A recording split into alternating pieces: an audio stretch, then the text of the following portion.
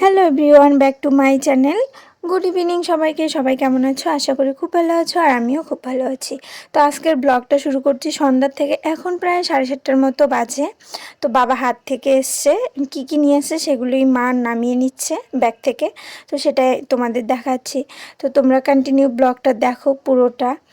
তো কালকে তো সংক্রান্তি, সেই জন্যই যা যা লাগে আর কি। দেখো 2 প্যাকেট তেল, গুড়, চিনি, মুড়ি নিয়ে এসছে, ভোগ ধানের চাল, ডাল, যা যা লাগে আর কি সেগুলোই নিয়ে এসছে। আর এই যে কাঁচামালের বাজার নিয়ে এসছে, সেগুলো এখন আমি গুছিয়ে নিব। দেখো কি কি নিয়ে এসছে: মিষ্টি আলু, ছোট আলু, লঙ্কা, পেঁয়াজ, বাঁধাকপি, ফুলকপি, সিম, বেগুন। তো এগুলো আমি এখন গুছিয়ে নিব। আর তোমরা কে কে ছোট আলু, মানে এটাকে আমরা ছোট আলুই বলি, কে কে খেতে ভালোবাসো সেটা কমেন্টে জানিও। আমার তো ভীষণ ভালো লাগে। তো দেখো আমি গুছিয়ে নিয়েছি ঝুড়িতে।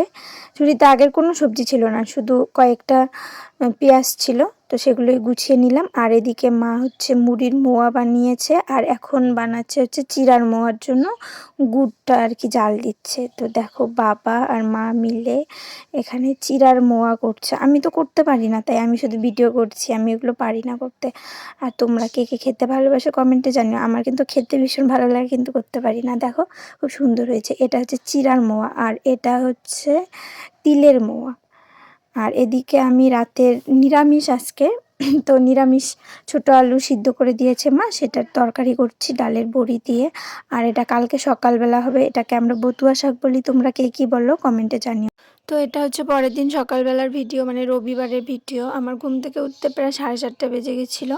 তারপর ব্রাশ করে, ঘুম থেকে উঠে ব্রাশ করে নিয়ে গরম জল খেয়ে নিয়েছি। তো মা বললো যে আমাকে একটু শাকটা বেছে দাও। বাবা সকাল সকাল পালং শাক নিয়ে এসছে, আবার আগের দিনের রাতের বতুয়া শাকটা ছিল।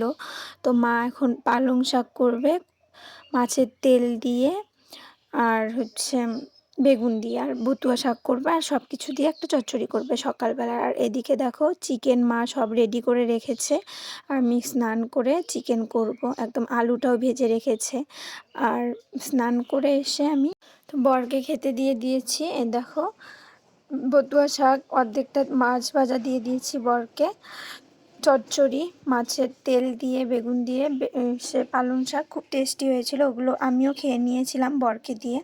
আর এর মধ্যে দেখো এদিকে বাবা হচ্ছে নারকেল ফাটিয়েছে রাত্রেবেলা নাড়ু হবে জন্য।